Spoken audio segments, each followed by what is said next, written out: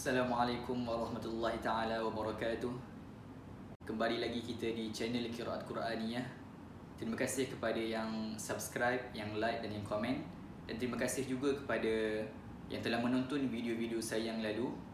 Jadi insya-Allah pada hari ini saya rasa nak share tentang 5 salah faham masyarakat terhadap ilmu qiraat. Jadi selama saya berkecimpung dalam bidang qiraat lebih kurang 5 tahun, jadi saya dapati masih ramai yang salah faham tentang ilmu qiraat. Jadi insya-Allah dengan pencerahan ini moga dapatlah mengubah persepsi kita terhadap ilmu qiraat. Iaitu Rasulullah sallallahu alaihi wasallam hanya membaca satu qiraat. Kemudian para sahabat yang mendengar, mereka membaca dengan qiraat yang sesuai dengan lahjah mereka, qiraat yang sesuai dengan lidah mereka. Kemudian mereka menyebarkan pula bacaan mereka itu kepada kaum mereka, kepada kabilah mereka. Jadi sebenarnya ini salah faham. Sebenarnya Rasulullah sallallahu alaihi wasallam sendiri yang membacakan kesemua qiraat kepada para sahabat. Namun penerimaan seseorang sahabat itu terhadap sesuatu qiraat itu tidak sama. Ada sahabat yang menerima daripada Rasulullah qiraat sedemikian. Ada sahabat lain yang menerima dengan qiraat lain. Yang pasti Rasulullah sallallahu alaihi wasallam sendiri yang membacakan kepada mereka setiap qiraat yang sampai kepada kita hari ini sekarang. Untuk pengetahuan penonton semua, qiraat ini diturunkan secara serentak dengan nuzul Quran, penurunan Al-Quran. Yang mana Al-Quran ini ialah wahyu daripada Allah Subhanahu Wa Taala.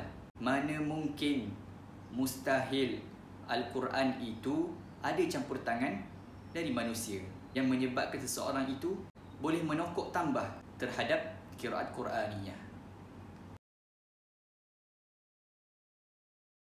Iaitu daripada hadis yang saya baca pada minggu lepas. Inna hadzal Quran unzila ala sab'ati ahruf. Jadi ada sebahagian masyarakat yang menafsirkan sab'atu ahruf itu ialah qiraat 7. Walaupun memang ada pendapat yang mengatakan sedemikian, tetapi pendapat tersebut sangatlah lemah. Kerana sab'atu ahruf tidak ditafsirkan oleh Rasulullah sallallahu alaihi wasallam. Dan sehingga kini masih tiada kata muktamad, kata putus tentang sab'atu ahruf. Bahkan sab'atu ahruf itu bukan hanya qiraat 7, bahkan meliputi qiraat 10, qiraat 14, dan sebahagian mengatakan bahawa qiraat syadz pun termasuk dalam sab'atu ahruf. Masih ada masyarakat yang berpegang terhadap hanya qiraat 7 sahaja qiraat mutawatir, manakala qiraat 3 lagi qiraat syadz.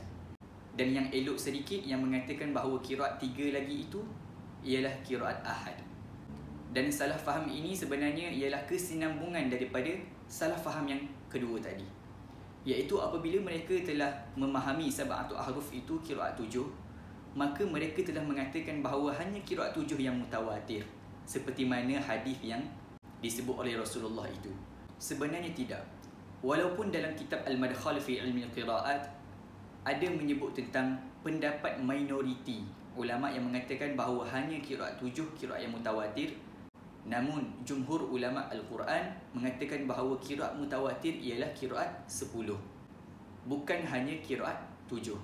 Namun saya tidak pelik kalau hari ini masih ada yang beranggapan hanya qiraat 7 qiraat yang mutawatir, kerana masalah ini telah timbul sejak dahulu lagi, iaitu apabila Abu Bakar Ibn Mujahid, seorang ulama yang terkenal, yang masyhur pada zamannya, telah mengarang kitab As-Sab'ah fil Qiraat.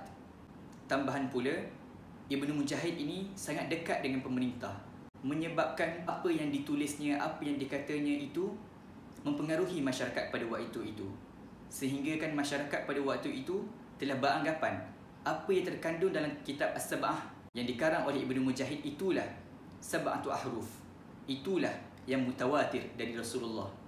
Namun Ibn Mujahid tidak pernah menafikan qiraat selain qiraat 7 pada waktu itu. Dan ditambah lagi kemasyhuran qiraat 7 itu oleh Al-Imam Syatibi rahimahullah ta'ala. apabila beliau mengarang qasidah Hirzul Amani wa Wajhut Tahani fil Qiraatis Sab' Matnu Syatibiyah, menyebabkan sebahagian masyarakat masih menganggap qiraat 7 itu qiraat yang mutawatir dan menafikan qiraat yang lain sebagai qiraat yang mutawatir. Jadi sebenarnya qiraat yang mutawatir itu bukan hanya qiraat 7 tetapi qiraat 10, iaitu perselisihan dalam bacaan qiraat timbul kerana Al-Quran pada zaman dahulu tiada titik dan tiada baris. Maka ini salah faham yang besar. Mereka memberikan contoh terhadap kalimah fatabayyanu, yang mana sebahagian qiraat membaca fatabayyanu dan sebahagian qiraat lagi membaca dengan fatathabbatu. Jikalau kita amati kalimah fatabayyanu dan fatathabbatu ini, jikalau dibuang titik dan barisnya, maka kita akan dapati resamnya sama bentuk.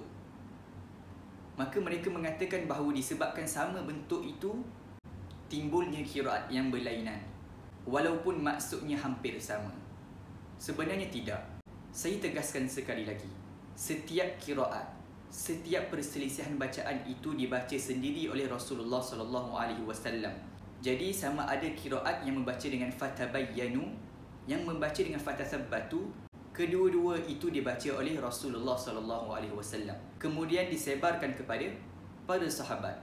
Kemudian begitulah kepada para tabi'in dan tabi'in sehinggalah kepada a'immatul qurra yang meriwayatkan bacaan itu secara mutawatir dan sahih dari Rasulullah SAW.